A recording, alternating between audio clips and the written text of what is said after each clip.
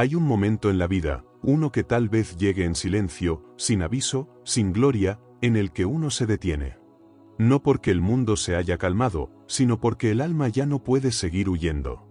Un instante suspendido donde ya no se puede culpar al pasado, ni a los padres, ni al sistema, ni al destino. Un punto de quiebre donde entendemos que si queremos encontrar luz allá afuera, primero debemos encenderla adentro. Ese momento, que puede parecer una caída, es en realidad el verdadero comienzo. El nacimiento del ser auténtico. El instante en que te eliges a ti, por encima de lo que te enseñaron, por encima de lo que esperan de ti, por encima del miedo a no encajar. Y en ese acto de profunda rebeldía, te conviertes en lo que siempre fuiste, pero habías olvidado, un ser humano completo, lleno de sombra y también lleno de luz. Este no es un camino para todos. Es un camino para los valientes. Para aquellos dispuestos a verse con honestidad. Para los que ya no soportan ser una versión editada de sí mismos. Para los que saben que detrás del monstruo también hay una herida. Y detrás de la herida, un alma esperando ser abrazada. Llega un momento, en el que sin previo aviso, algo en ti empieza a quebrarse. No es un colapso ruidoso, no es una explosión dramática. Es más bien un susurro silencioso, como un eco sordo en el fondo de tu pecho que dice, esto no soy yo. Y aunque al principio no le prestas demasiada atención, ese eco vuelve, cada vez más fuerte, hasta que te obliga a detenerte. Hasta que te confronta con una pregunta que lo cambia todo. ¿Cuándo fue la última vez que fuiste realmente tú? Pasamos años moldeándonos para encajar. Adoptamos máscaras, discursos, actitudes que nos garanticen aceptación, reconocimiento, seguridad. Renunciamos poco a poco a partes esenciales de nosotros mismos para sobrevivir en un mundo que a menudo premia la conformidad más que la autenticidad. Nos convertimos en versiones editadas de nosotros mismos, diseñadas para agradar, para evitar el conflicto, para encajar en un molde que no elegimos. Y lo más alarmante es que, con el tiempo, olvidamos que lo estamos haciendo. Carl Jung, el psiquiatra suizo que dedicó su vida a explorar los rincones más profundos de la psique humana, dijo una vez, la peor forma de esclavitud es aquella en la que el prisionero ni siquiera sabe que está encadenado. Porque la mayoría de las personas no se dan cuenta de que han estado viviendo desde un yo que no les pertenece. Creen que esa identidad social, esa máscara de comportamientos condicionados, es lo que realmente son. Pero no lo es. Es solo una adaptación. Y adaptarse, en muchos sentidos, puede ser necesario. Nos ayuda a sobrevivir. Pero cuando esa adaptación se convierte en una traición sistemática a nuestro ser auténtico, el precio a pagar es altísimo. Se paga con ansiedad. Se paga con vacío. Con una tristeza silenciosa que parece no tener causa visible. Se paga con una vida que, aunque esté llena de cosas, de logros, de personas, se siente como una jaula dorada. Porque en el fondo sabemos que no estamos viviendo nuestra vida, sino una versión fabricada para otros. Y entonces llega un día, a veces después de un colapso emocional, a veces tras un logro que no nos llena, a veces en la más absoluta soledad, en que decidimos hacer algo radical, elegirnos a nosotros mismos por encima de todo lo demás. Ese acto puede parecer simple, casi insignificante. Pero en realidad es una revolución silenciosa. Es el principio de un viaje profundamente transformador. Porque elegirte a ti mismo significa deshacer años, a veces décadas, de condicionamiento, de complacencia, de miedo. Significa comenzar a escuchar una voz interna que habías aprendido a ignorar. Significa mirar dentro de ti y atreverte a ver tanto la luz como la oscuridad. Y no huir.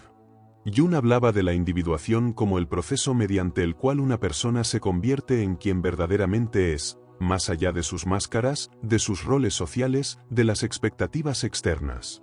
No se trata de convertirse en alguien nuevo, sino de volver a ti, a lo que siempre estuvo allí. Es un regreso a casa. Pero para hacer ese regreso, primero hay que atravesar el territorio salvaje del inconsciente. Hay que enfrentarse a la sombra, todo aquello que reprimiste, todo lo que escondiste para encajar. Este viaje no es cómodo. No es glamoroso. No está hecho para quienes buscan atajos o soluciones rápidas. Está hecho para quienes están dispuestos a arder y renacer. Para quienes ya no quieren una vida perfecta por fuera y rota por dentro. Está hecho para quienes han sentido el llamado de su alma, incluso si aún no saben cómo responderlo. Cuando finalmente te eliges a ti mismo, te das cuenta de algo esencial: ya no puedes seguir traicionándote para pertenecer. No puedes seguir diciendo sí cuando todo tu cuerpo grita no. No puedes seguir fingiendo que todo está bien cuando te estás desmoronando por dentro. Porque sabes que cada pequeña traición a ti mismo va desgarrando tu espíritu, hasta que un día ya no queda nada más que un reflejo ajeno en el espejo. Elegirte a ti mismo no significa egoísmo. Significa integridad. Significa honrar tu verdad, incluso si eso incomoda a otros. Significa asumir la responsabilidad de tu propia vida, de tus heridas, de tus decisiones. Significa dejar de esperar que alguien más te salve o te valide. Significa dejar de posponerte. Porque ya has postergado demasiado tu existencia esperando el momento perfecto, la aprobación correcta, la señal exacta. Pero lo cierto es que ese momento nunca llega. La única señal que importa es ese vacío que llevas dentro, esa sensación de que algo no encaja. Ese es el verdadero llamado. Y atenderlo cambia todo. Cuando te eliges, empiezas a descubrir partes de ti que habías olvidado. Una voz interna que empieza a susurrar con más fuerza. Una intuición que se activa, como si siempre hubiera estado esperando que la escucharas. Una claridad que brota del silencio. Jung decía que el encuentro con uno mismo es, al mismo tiempo, el encuentro con lo sagrado. Porque cuando te eliges, estás tocando lo más profundo y genuino que hay en ti. Y eso tiene un poder transformador. Pero no todo el mundo entenderá tu despertar. Muchos se sentirán incómodos con tu nuevo tú, con tu luz, con tus límites. Habrá quienes intenten devolverte a tu antigua forma, a esa versión complaciente y predecible. Y ahí es donde la elección se vuelve más desafiante. Porque elegirte no es algo que haces una sola vez. Es una decisión que tendrás que tomar cada día. Frente al juicio. Frente a la culpa. Frente al miedo a perder lo que antes te sostenía. Y sin embargo, cada vez que lo haces, algo dentro de ti se fortalece. Empiezas a caminar con más firmeza. Tus palabras llevan más peso. Tu presencia se vuelve más auténtica. Ya no necesitas fingir. Ya no necesitas demostrar. Porque has entendido que tu valor no está en lo que haces para otros, sino en lo que eres cuando te atreves a ser tú mismo. Este es el inicio del viaje. Un viaje hacia adentro, hacia lo que realmente importa. No será fácil. Pero será real. Y en un mundo que premia las apariencias, ser real es un acto revolucionario. Elegirte a ti mismo no siempre se siente como una victoria. A menudo, al principio, se siente como una pérdida. Porque para ser tú, necesitas dejar de ser todo aquello que construiste para complacer a los demás. Y eso duele. Duele más de lo que uno imagina. Porque no solo estás soltando relaciones o entornos. Estás soltando partes de tu identidad. Estás soltando el personaje que interpretaste por tanto tiempo que incluso tú llegaste a confundirlo con quien eras. Y entonces llega el vacío. Ese espacio entre lo que fuiste y lo que estás empezando a ser. No tienes un mapa. No tienes certezas. Solo tienes la sensación cruda de estar caminando a ciegas por un terreno desconocido. La antigua versión de ti quiere regresar, porque allí al menos todo era familiar. Pero algo dentro de ti, más profundo, más sabio, te dice que no hay marcha atrás. Esta es la etapa que muchos no superan. La soledad, el desconcierto, la inseguridad. ¿Y si me estoy equivocando? ¿Y si pierdo a todos? ¿Y si no soy suficiente? Es aquí donde la mente empieza a sabotearte, a recordarte todos los motivos por los que era mejor seguir fingiendo. Porque incluso la jaula, cuando se ha habitado por años, llega a sentirse como un hogar. Pero el alma no olvida. Y si ya escuchaste su llamado, no podrás silenciarlo. Podrás distraerte un tiempo, podrás volver a ponerte la máscara, pero cada vez se sentirá más pesada, más falsa, más insoportable. Carl Jung decía que la individuación no ocurre sin dolor. Porque es el proceso de romper con el yo falso para descubrir el yo real. Es un renacimiento. Y como todo nacimiento, implica una ruptura. La oruga debe disolverse por completo para convertirse en mariposa. Y esa etapa intermedia, en la que ya no eres lo que fuiste, pero aún no sabes en quién te estás convirtiendo, es el crisol del alma. Ahí es donde ocurre la verdadera alquimia.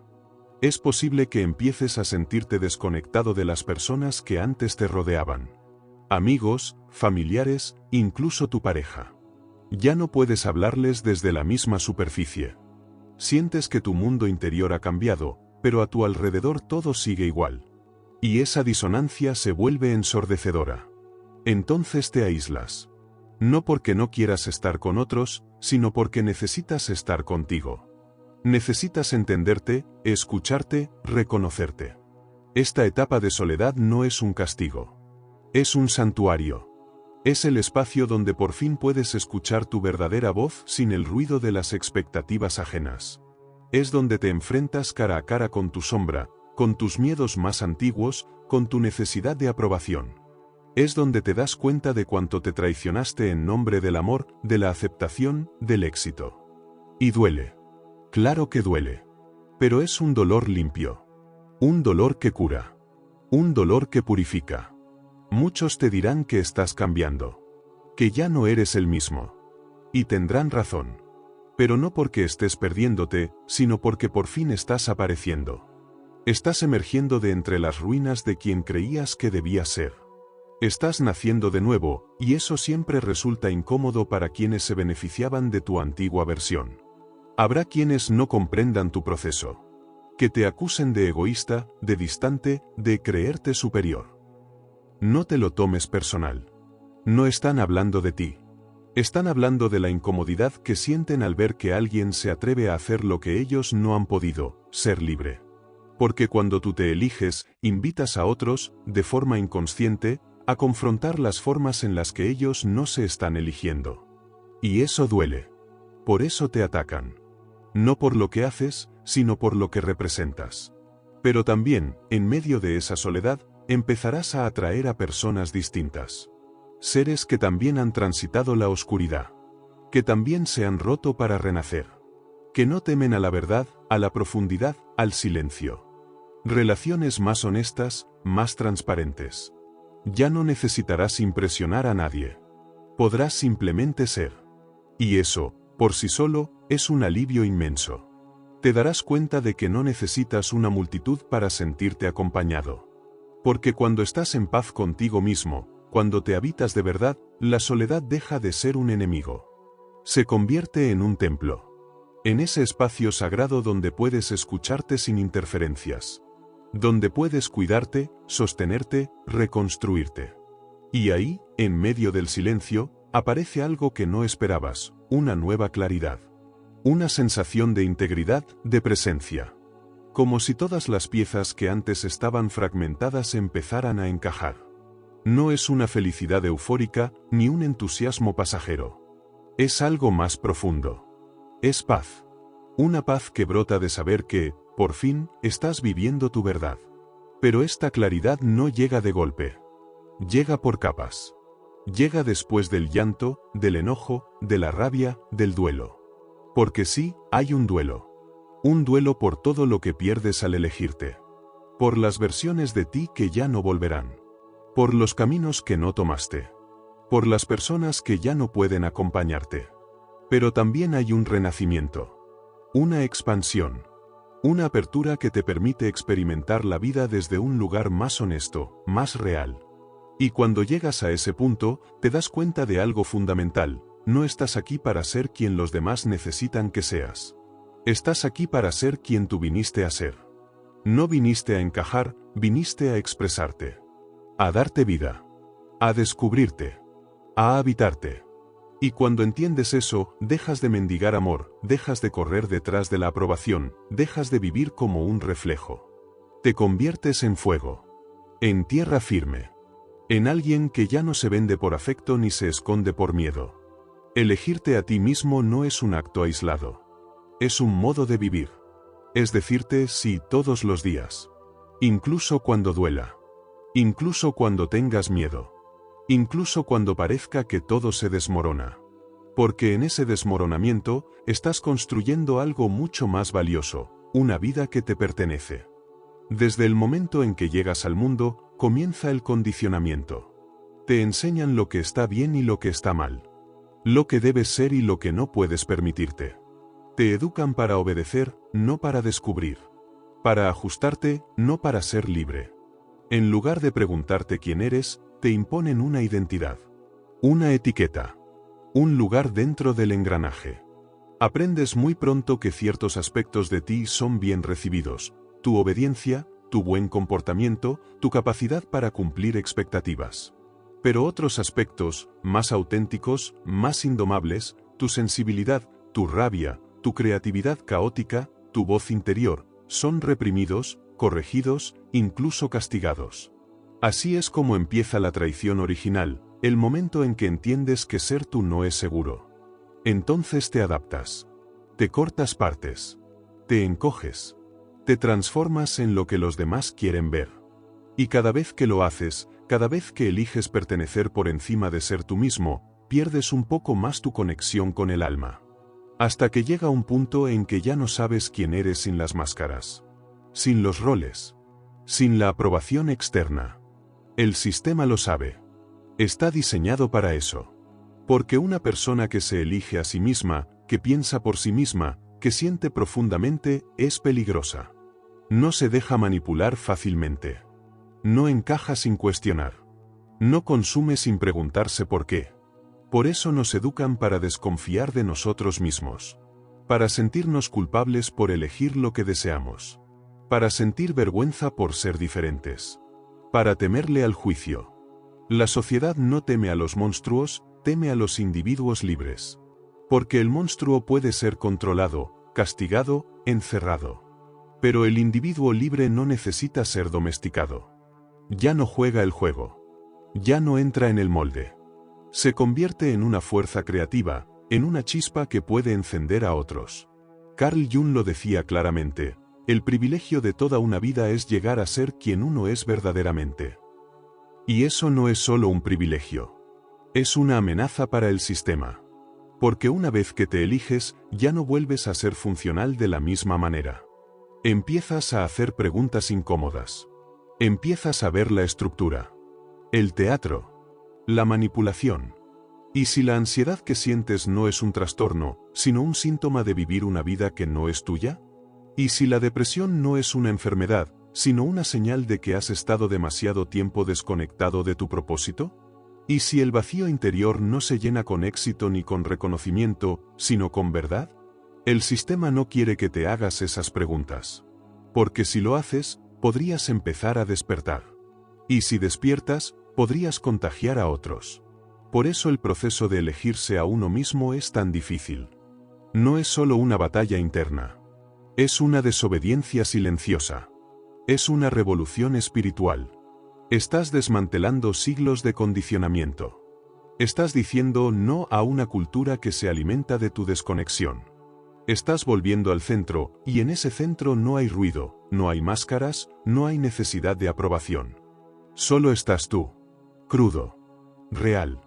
Íntegro. Pero elegirte en un mundo que constantemente te pide que te traiciones no es solo un acto de amor propio. Es un acto de coraje. Porque significa decirle que no a la comodidad, al aplauso, al camino trazado. Significa soportar el peso de la incertidumbre, la mirada crítica de los demás, el miedo de quedarte solo. Pero también significa recuperar algo que te habían robado, tu soberanía. Y cuando recuperas esa soberanía, algo cambia para siempre. Ya no buscas validación en los lugares donde antes te perdías. Ya no necesitas pertenecer a espacios que te exigen disfrazarte. Ya no negocias con tu alma. Empiezas a construir una vida desde adentro. Desde la verdad. Desde el fuego que arde en lo más profundo de tu ser. En ese punto, muchas cosas pierden sentido. Las metas que antes te obsesionaban. El reconocimiento. El éxito vacío. Porque te das cuenta de que nada de eso llena el hueco si no está alineado con tu verdad. Comienzas a redefinir el éxito. Ya no se trata de cuánto tienes, sino de cuán libre eres. Cuánto puedes ser tú sin pedir permiso. Cuánto puedes amar sin miedo. Cuánto puedes crear sin disfrazarte. Y entonces, te das cuenta de algo aún más profundo: no estás solo. Porque hay otros como tú. Otros que también se están despertando. Que también se cansaron de fingir. Que también están rompiendo las cadenas del condicionamiento. Y cuando dos seres auténticos se encuentran, ocurre algo mágico: nace una nueva realidad. Una realidad donde no hace falta actuar. Donde no hay jerarquías. Donde el alma se reconoce en la otra sin miedo, sin juicio. Esta es la revolución más poderosa, la de los que se eligen a sí mismos. Porque no necesitan tomar el poder, lo encarnan. No necesitan imponer su verdad, la viven. Y al vivirla, iluminan. Inspiran. Abren caminos. No predican con palabras, sino con presencia. En un mundo que constantemente intenta convertirte en una copia, ser tú mismo es el mayor acto de rebeldía. Pero también es el más hermoso. Porque al final, no viniste aquí para cumplir un papel. Viniste a encarnar tu alma. A traer a este mundo algo que solo tú puedes traer. Y para eso, necesitas tener el valor de volver a ti. Una y otra vez. Incluso cuando duela. Incluso cuando el mundo no lo entienda. Incluso cuando te digan que estás loco. Porque los que se atreven a ser auténticos, siempre han sido los que cambian el curso de la historia. Pero entonces ocurre algo. Algo se rompe. Y lo que se rompe no es visible a simple vista, porque no se rompe el cuerpo, ni tampoco el entorno, ni siquiera el carácter externo. Lo que se rompe es algo más sutil, más silencioso, una grieta invisible en el alma. Una especie de desplazamiento interno, donde la brújula moral comienza a girar lentamente, desorientada, sin que uno lo note de inmediato. De pronto, esa persona buena empieza a actuar de formas que antes habría considerado inaceptables. Ya no siente el mismo rechazo visceral ante el daño. Lo justifica. Lo minimiza. Lo considera necesario. Es por el bien común, dice. Es por la causa. Es por justicia. Es por supervivencia. Lo que antes era impensable, ahora es tolerable. Y poco a poco, lo tolerable se vuelve habitual. Y lo habitual, inevitable. Este es el inicio del proceso. La transformación sutil de lo humano en lo monstruoso. Pero para comprenderlo mejor, tenemos que hablar de algo fundamental: la desindividuación. Este término fue estudiado por el psicólogo social Philippe Zimbardo, y hace referencia al proceso mediante el cual una persona pierde su sentido individual de responsabilidad cuando se diluye en un grupo. La identidad se disuelve, y el yo se reemplaza por un nosotros ambiguo. En ese estado, el juicio moral propio se ve opacado por la lógica del colectivo. Ya no se piensa yo no haría esto, sino esto es lo que se hace aquí. La presión de grupo, la obediencia ciega a figuras de autoridad o simplemente el deseo de encajar, pueden convertir a una persona amable y sensible en alguien capaz de cometer actos atroces. El experimento más famoso que mostró este fenómeno fue el experimento de la prisión de Stanford, donde estudiantes comunes, al ser asignados como guardias, comenzaron a ejercer un nivel de crueldad inesperado hacia otros estudiantes que actuaban como prisioneros. No eran malas personas. Eran personas comunes colocadas en un contexto que distorsionaba su percepción, que les permitía justificar el mal como si no fuese tal. Y aquí entra en juego otro elemento crucial: la ideología como justificación del mal. Las personas no suelen hacer cosas horribles porque sí. Lo hacen porque creen que es correcto. Creen que están del lado del bien. Y eso es lo más peligroso de todo. Porque cuando el mal se disfraza de virtud, se vuelve invisible incluso para quien lo ejecuta. Hannah Arendt lo explicó con precisión al hablar de la banalidad del mal: individuos que no eran monstruos en apariencia, sino burócratas obedientes, que desde sus escritorios contribuyeron a atrocidades masivas sin sentir que hacían algo incorrecto. Porque simplemente estaban haciendo su trabajo. Y eso nos lleva a una pregunta inquietante: ¿qué tanto depende la bondad o la maldad de una persona del entorno que la rodea? ¿Qué tan frágil es nuestra moral cuando se ve presionada por estructuras de poder, ideologías, miedo o necesidad? Lo cierto es que la maldad no siempre llega de forma abrupta. A menudo, entra en forma de pequeñas concesiones. De actos aparentemente insignificantes que erosionan poco a poco los límites internos. La crueldad cotidiana, por ejemplo, es una de las formas más invisibles de la descomposición ética. Esa indiferencia ante el sufrimiento ajeno, esa burla que parece inocente, esa orden que se acata sin cuestionar, ese gesto que se repite por costumbre hasta que ya no se siente nada. La capacidad de empatizar comienza a atrofiarse, como un músculo que no se usa. Y lo más trágico es que muchas veces este proceso se da en personas que, al principio, solo querían encajar. Solo querían ser aceptadas. Querían proteger a los suyos, evitar el conflicto, hacer lo correcto según lo que les enseñaron. Pero el sistema, ese gran monstruo sin rostro, se encarga de moldear lentamente sus acciones, sus valores, sus justificaciones. No lo hace a través del castigo, necesariamente. Lo hace con recompensas sutiles, reconocimiento, seguridad, pertenencia. El monstruo, en ese sentido, no siempre se construye desde la rabia o el odio. Muchas veces se construye desde la obediencia. Desde el deseo de no pensar demasiado. Desde el confort de seguir el camino marcado. Y es aquí donde volvemos al corazón de esta reflexión. ¿Cómo se convierte una buena persona en un monstruo? La respuesta es compleja, pero si la descomponemos, veremos que hay ciertas etapas claras en este descenso. Primero, hay un dolor interno no resuelto. Un vacío, una herida, una inseguridad. Algo que la persona no comprende del todo, pero que le pesa en el alma. Segundo, hay un entorno que ofrece una narrativa poderosa, una explicación, una causa que convierte ese dolor en algo útil. Tu sufrimiento tiene sentido si lo usas para luchar por esto.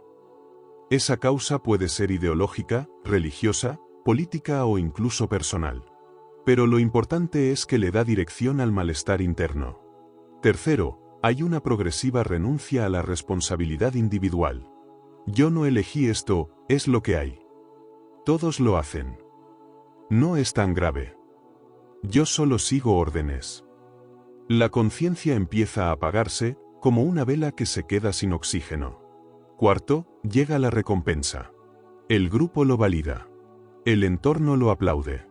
Hay un sentido de pertenencia. De poder. De propósito. Y eso alimenta el ciclo. Ya no hay marcha atrás. Y finalmente, hay un punto de no retorno. Cuando la persona ya no se reconoce a sí misma. Cuando su reflejo le es extraño, pero no lo suficiente como para detenerse. Porque detenerse sería admitir todo el daño. Y eso duele más que seguir adelante. El camino de la oscuridad, en este sentido, es más una espiral que una caída libre. Es lento. Insidioso. Silencioso. Y precisamente por eso es tan peligroso. Pero también hay algo que nunca desaparece del todo, la posibilidad del despertar. A veces, incluso el monstruo, incluso el que ha caído más profundo, tiene un instante de lucidez. Un momento donde la máscara se resquebraja y el alma vuelve a respirar. No siempre ocurre. No siempre es suficiente. Pero es posible. Y esa posibilidad es lo que nos mantiene humanos. Porque la maldad no es una entidad externa. No es un demonio ajeno que nos posee. Es una parte de nosotros que puede crecer si no la reconocemos. Pero también puede integrarse, entenderse y transformarse. Carl Jung hablaba de la necesidad de confrontar nuestra propia sombra. De mirar de frente todo aquello que negamos en nosotros mismos. Porque solo cuando entendemos nuestra capacidad para el mal, podemos elegir genuinamente hacer el bien. De lo contrario, nuestra bondad no es más que una fachada. Un reflejo condicionado. Y aquí es donde todo converge. La auténtica bondad no nace de negar nuestra oscuridad, sino de conocerla profundamente y decidir no actuar desde ella. Nace del dolor transformado en compasión, del miedo enfrentado con valentía, de la rabia transmutada en justicia. Las buenas personas no se convierten en monstruos porque sean malas. Se convierten en monstruos porque no se conocen lo suficiente. Porque no han hecho el viaje hacia el fondo de sí mismas. Porque han delegado su alma a un sistema, a una causa, a una autoridad.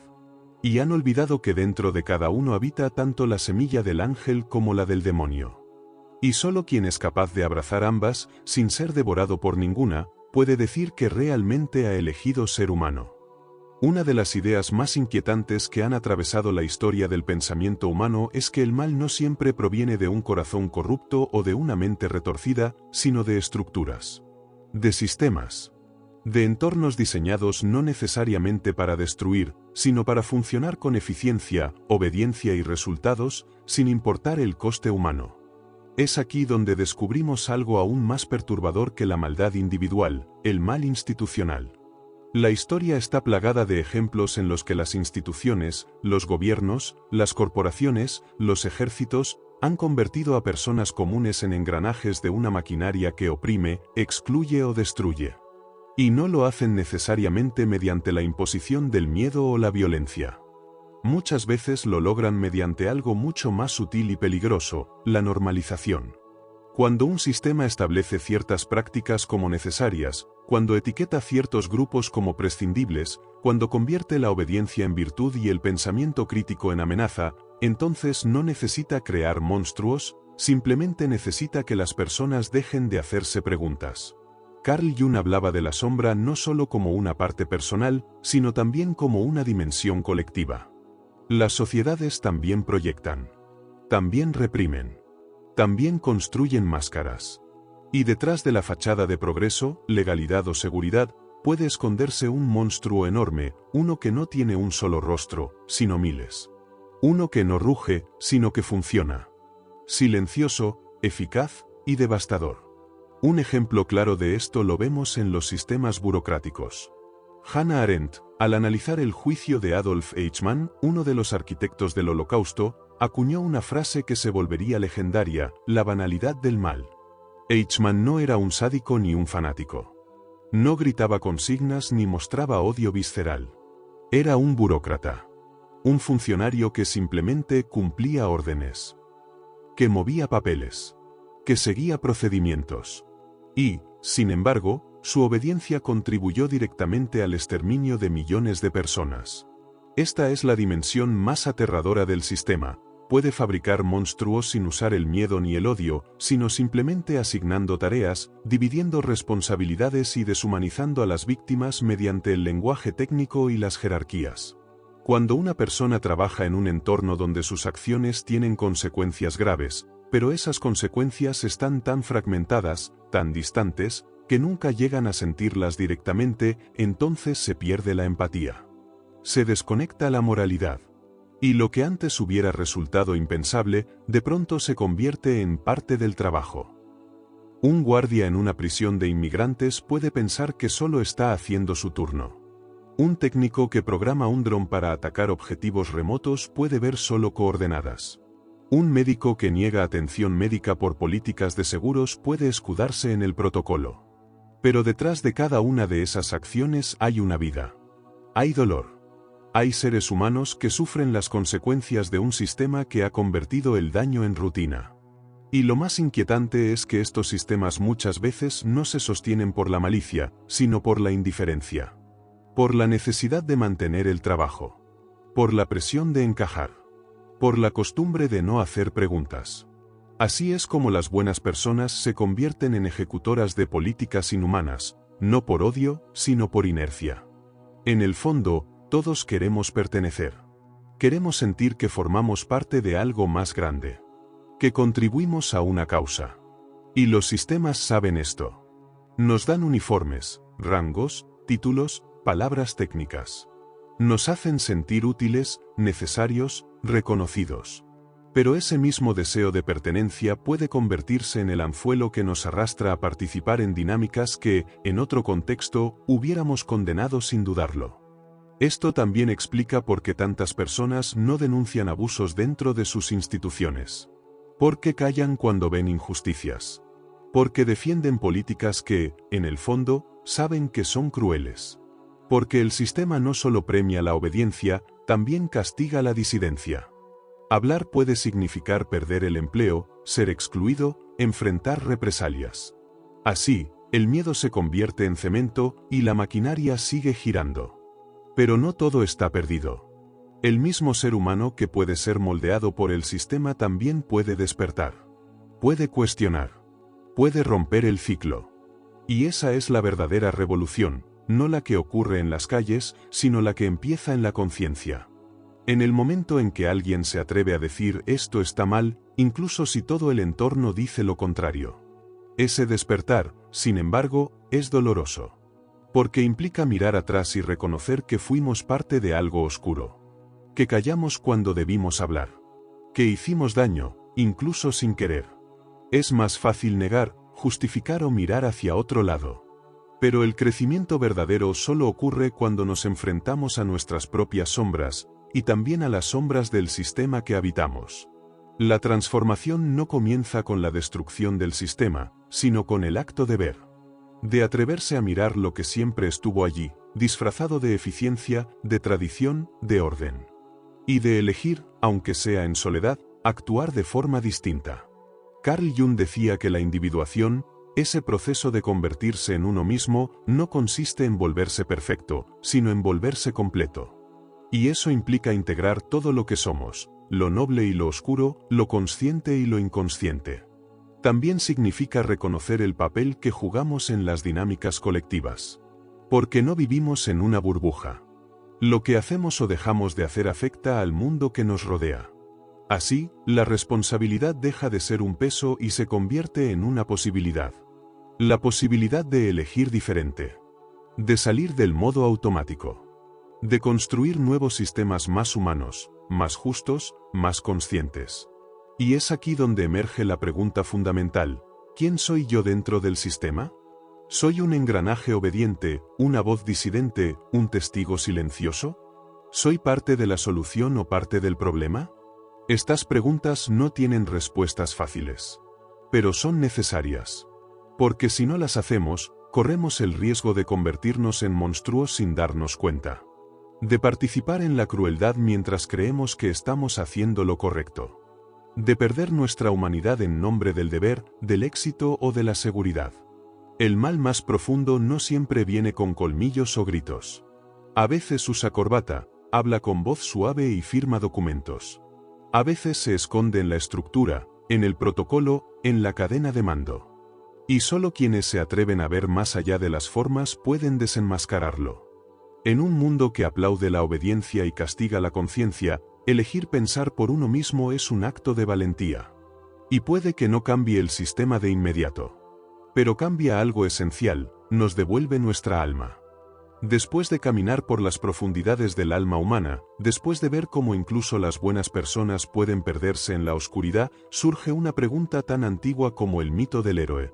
¿Puede alguien volver? ¿Puede un monstruo redimirse? ¿Puede una persona que ha hecho daño recuperar su humanidad? La respuesta, aunque dolorosa, es sí. Pero no es un sí fácil. No es un sí automático.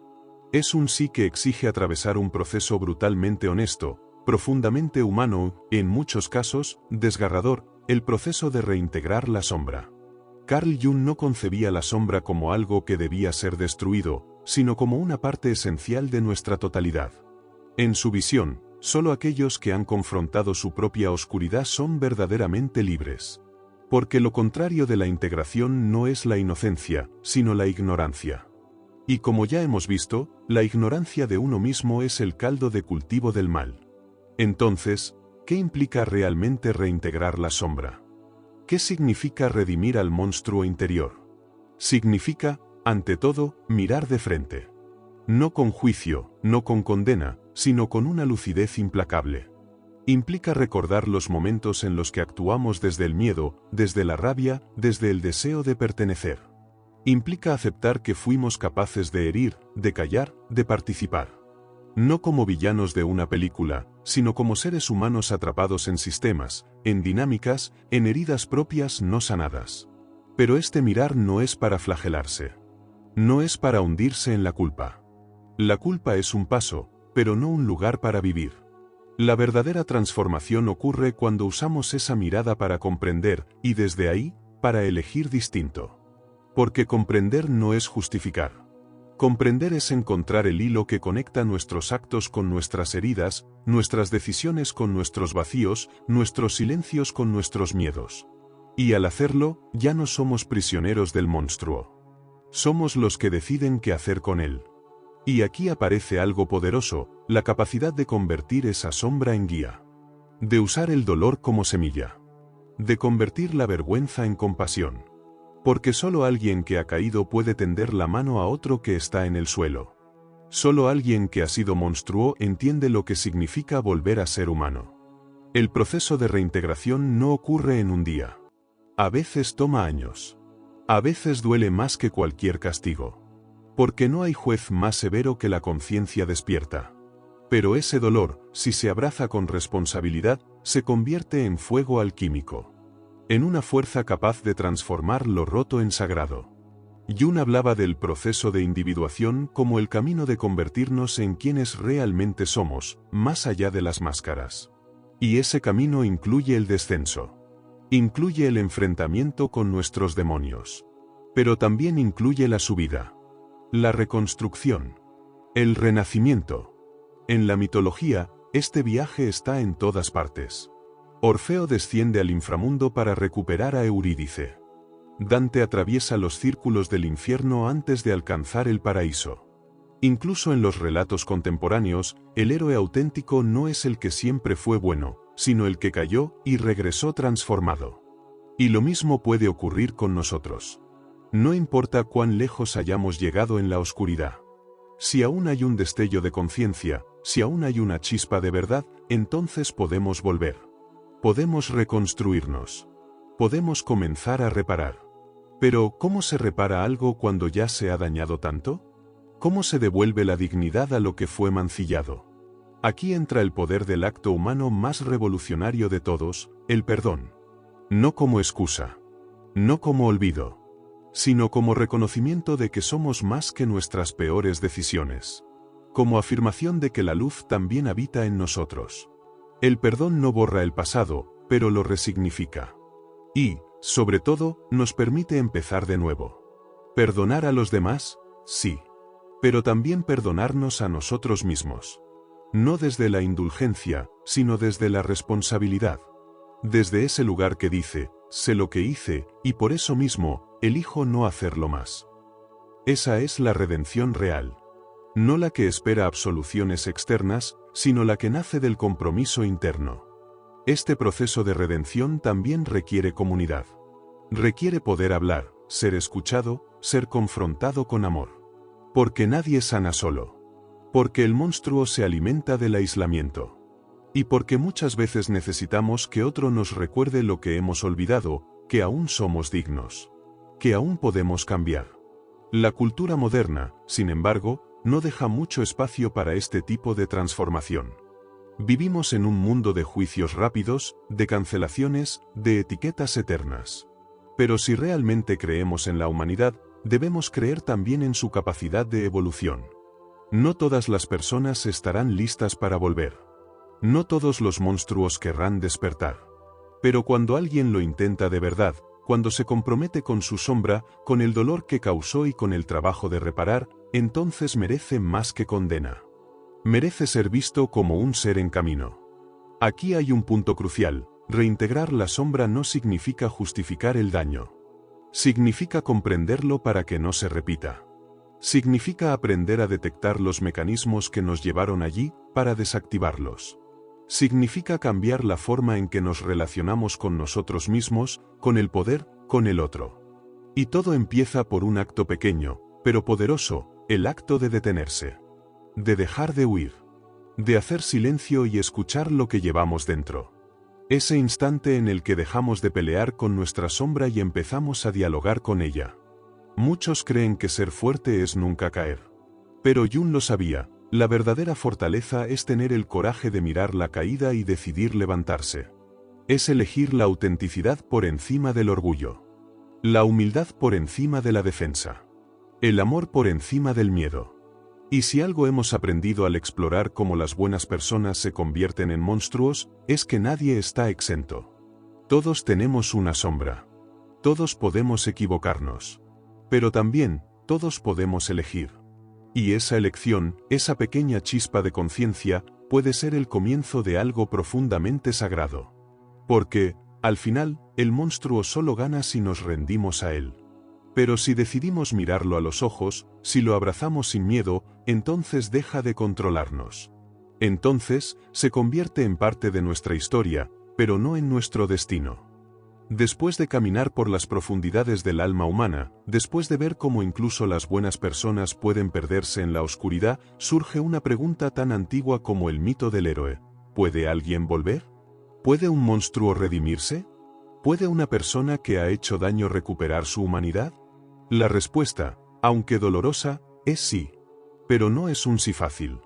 No es un sí automático. Es un sí que exige atravesar un proceso brutalmente honesto, profundamente humano, en muchos casos, desgarrador, el proceso de reintegrar la sombra. Carl Jung no concebía la sombra como algo que debía ser destruido, sino como una parte esencial de nuestra totalidad. En su visión, solo aquellos que han confrontado su propia oscuridad son verdaderamente libres. Porque lo contrario de la integración no es la inocencia, sino la ignorancia. Y como ya hemos visto, la ignorancia de uno mismo es el caldo de cultivo del mal. Entonces, ¿qué implica realmente reintegrar la sombra? ¿Qué significa redimir al monstruo interior? Significa, ante todo, mirar de frente. No con juicio, no con condena, sino con una lucidez implacable. Implica recordar los momentos en los que actuamos desde el miedo, desde la rabia, desde el deseo de pertenecer. Implica aceptar que fuimos capaces de herir, de callar, de participar. No como villanos de una película, sino como seres humanos atrapados en sistemas, en dinámicas, en heridas propias no sanadas. Pero este mirar no es para flagelarse. No es para hundirse en la culpa. La culpa es un paso, pero no un lugar para vivir. La verdadera transformación ocurre cuando usamos esa mirada para comprender, y desde ahí, para elegir distinto. Porque comprender no es justificar. Comprender es encontrar el hilo que conecta nuestros actos con nuestras heridas, nuestras decisiones con nuestros vacíos, nuestros silencios con nuestros miedos. Y al hacerlo, ya no somos prisioneros del monstruo. Somos los que deciden qué hacer con él. Y aquí aparece algo poderoso, la capacidad de convertir esa sombra en guía. De usar el dolor como semilla. De convertir la vergüenza en compasión. Porque solo alguien que ha caído puede tender la mano a otro que está en el suelo. Solo alguien que ha sido monstruo entiende lo que significa volver a ser humano. El proceso de reintegración no ocurre en un día. A veces toma años. A veces duele más que cualquier castigo. Porque no hay juez más severo que la conciencia despierta. Pero ese dolor, si se abraza con responsabilidad, se convierte en fuego alquímico. En una fuerza capaz de transformar lo roto en sagrado. Jung hablaba del proceso de individuación como el camino de convertirnos en quienes realmente somos, más allá de las máscaras. Y ese camino incluye el descenso. Incluye el enfrentamiento con nuestros demonios. Pero también incluye la subida. La reconstrucción. El renacimiento. En la mitología, este viaje está en todas partes. Orfeo desciende al inframundo para recuperar a Eurídice. Dante atraviesa los círculos del infierno antes de alcanzar el paraíso. Incluso en los relatos contemporáneos, el héroe auténtico no es el que siempre fue bueno, sino el que cayó y regresó transformado. Y lo mismo puede ocurrir con nosotros. No importa cuán lejos hayamos llegado en la oscuridad. Si aún hay un destello de conciencia, si aún hay una chispa de verdad, entonces podemos volver. Podemos reconstruirnos. Podemos comenzar a reparar. Pero, ¿cómo se repara algo cuando ya se ha dañado tanto? ¿Cómo se devuelve la dignidad a lo que fue mancillado? Aquí entra el poder del acto humano más revolucionario de todos, el perdón. No como excusa. No como olvido. Sino como reconocimiento de que somos más que nuestras peores decisiones. Como afirmación de que la luz también habita en nosotros. El perdón no borra el pasado, pero lo resignifica. Y, sobre todo, nos permite empezar de nuevo. Perdonar a los demás, sí. Pero también perdonarnos a nosotros mismos. No desde la indulgencia, sino desde la responsabilidad. Desde ese lugar que dice, sé lo que hice, y por eso mismo, elijo no hacerlo más. Esa es la redención real. No la que espera absoluciones externas, sino la que nace del compromiso interno. Este proceso de redención también requiere comunidad. Requiere poder hablar, ser escuchado, ser confrontado con amor. Porque nadie sana solo. Porque el monstruo se alimenta del aislamiento. Y porque muchas veces necesitamos que otro nos recuerde lo que hemos olvidado, que aún somos dignos. Que aún podemos cambiar.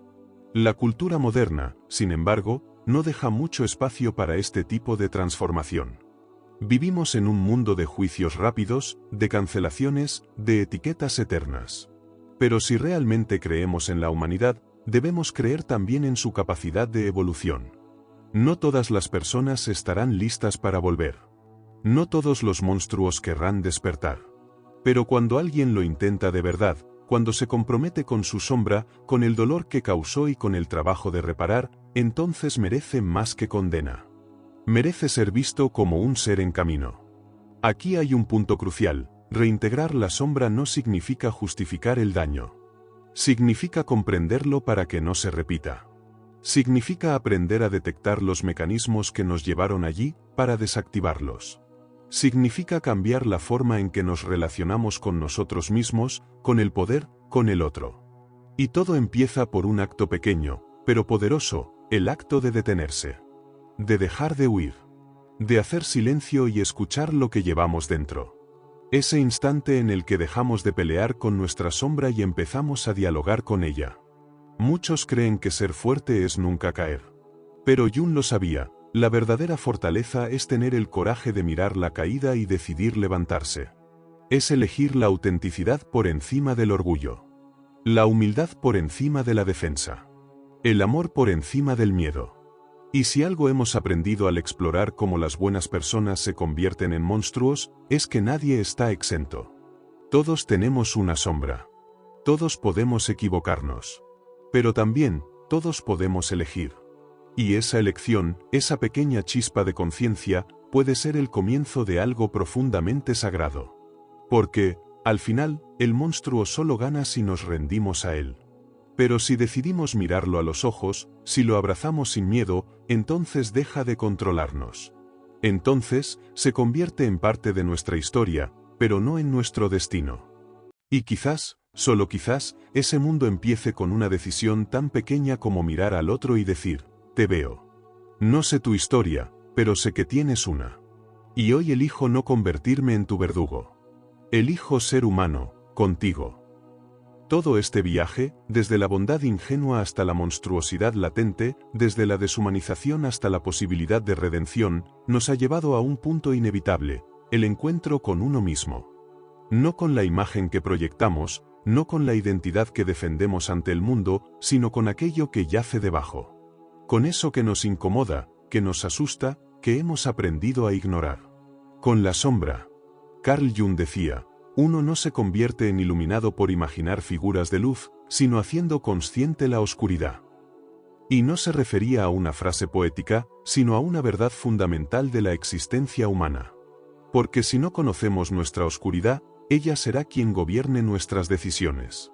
Si no reconocemos al monstruo interior, terminaremos proyectándolo en el otro.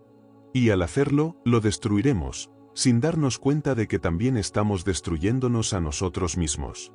Autoconocimiento. Esa es la palabra. No como un ejercicio superficial de introspección, sino como una disciplina radical. Una confrontación honesta. Una peregrinación al centro de nuestro propio caos. Es ahí, y solo ahí, donde podemos desactivar la semilla del mal antes de que germine. Porque nadie es completamente bueno ni completamente malo. Todos estamos hechos de fragmentos, de luces rotas y sombras palpitantes. Y mientras más negamos esta verdad, más vulnerables nos volvemos a ser arrastrados por fuerzas que ni siquiera comprendemos. La historia de la humanidad está llena de ejemplos de lo que ocurre cuando las personas no se conocen a sí mismas. Dictadores que arrastraron naciones enteras a la locura. Multitudes que aplaudieron la injusticia. Individuos que, en nombre de una causa, olvidaron su propia humanidad. ¿Cómo es posible? Porque no se vieron venir. Porque creyeron ser inmunes al mal. Porque nunca se atrevieron a preguntarse: ¿de qué soy capaz si me quitan todo? ¿Qué haría si me llenan de miedo, de rabia, de hambre? ¿Qué parte de mí podría justificar la crueldad si se me diera el contexto perfecto? Esas preguntas son incómodas. Pero son necesarias. Porque solo quien conoce su oscuridad puede elegir no actuar desde ella. Solo quien ha visto su capacidad de hacer daño puede optar por la compasión desde un lugar genuino, no desde la superioridad moral. El autoconocimiento no es un lujo. Es una responsabilidad ética. Es la única vacuna contra la ceguera moral.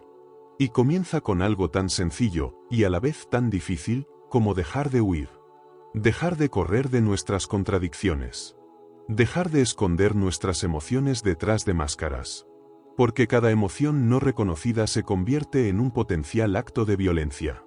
Cada miedo no abrazado se vuelve un arma apuntando hacia otro. Cada sombra no integrada se convierte en una trampa esperando explotar. Y aún así, nos resistimos. Porque mirar hacia adentro duele. Porque es más fácil culpar al mundo, al sistema, a los demás. Es más cómodo vivir en la ilusión de que el mal está allá afuera. Pero no hay transformación real sin incomodidad. No hay libertad sin responsabilidad. Y no hay humanidad sin autoconciencia. ¿Y qué significa realmente autoconocerse? Significa observar nuestros pensamientos sin identificarnos con ellos. Reconocer nuestras emociones sin permitir que nos arrastren. Comprender de dónde vienen nuestras reacciones automáticas, nuestras defensas, nuestras adicciones. Significa preguntarnos no solo ¿qué hago?, sino ¿por qué lo hago? Y más allá de eso, ¿quién soy cuando nadie me ve? ¿Quién quiero ser, aunque me cueste? También significa aceptar lo que encontramos. Sin dramatismo, sin victimismo, sin autoengaño. La sombra no es un monstruo que debemos destruir, es una parte de nosotros que necesita ser vista. Porque en ella habita una energía inmensa. Una energía que, si no la reprimimos ni la exaltamos, puede ser transformada en creatividad, en autenticidad, en poder interior. Jung llamaba a este proceso individuación, la integración de todas nuestras partes para convertirnos en un ser completo. No perfecto, sino auténtico. No puro, sino coherente. Y esa coherencia es lo que nos salva. Porque un alma dividida es un alma peligrosa. Pero un alma unificada es una fuerza de luz. Este camino no es fácil. Requiere coraje. Requiere honestidad brutal. Requiere desaprender años de condicionamiento social. Pero es el único camino que conduce a una libertad real. Porque mientras no sepamos quiénes somos, viviremos esclavos de nuestras heridas, de nuestras máscaras, de las expectativas ajenas. Y lo más hermoso es que este viaje interior no solo nos transforma a nosotros, transforma nuestra manera de estar en el mundo. Una persona que se conoce a sí misma no necesita dominar a otros. No necesita humillar para sentirse fuerte. No necesita negar la diferencia para sentirse seguro. Porque ha hecho las paces con su propio caos, y desde ahí puede mirar al caos ajeno con compasión. Una persona que se conoce a sí misma no es manipulable. No cae fácilmente en ideologías que ofrecen certezas absolutas. No necesita un enemigo externo para darle sentido a su vida. Porque ha encontrado sentido dentro. Y ese sentido lo protege, lo guía, lo vuelve inmune al veneno de la masa. Una persona que se conoce a sí misma no busca ser perfecta, sino real. Y esa realidad, aunque imperfecta, es profundamente luminosa. Porque está viva. Porque respira. Porque vibra con la verdad. Y tal vez, al final, de eso se trata todo esto, de elegir estar vivos. De no anestesiarnos, de no automatizarnos, de no entregarnos al cinismo. De volver a sentir. Volver a mirar. Volver a amar. Aunque duela. Aunque sea arriesgado. Aunque no tengamos garantías. Porque el verdadero peligro no es la oscuridad. El verdadero peligro es acostumbrarse a ella. Es aprender a vivir en un mundo donde la crueldad es normal, donde la indiferencia es la regla, donde lo humano se convierte en excepción. Y el antídoto para eso no es la negación, sino la presencia. La conciencia. La elección constante de ver, de sentir, de actuar con integridad. Quizás no podamos cambiar el mundo entero. Pero si podemos elegir no sumar más oscuridad. Podemos elegir ser uno de esos pocos que, incluso cuando todo empuja hacia el odio, se niega a dejar de ser humano. Podemos elegir ser el lugar donde el ciclo se rompe. Donde el daño no continúa. Donde la sombra no gobierna. Podemos elegir mirar adentro y, al hacerlo, mirar al otro de una forma nueva.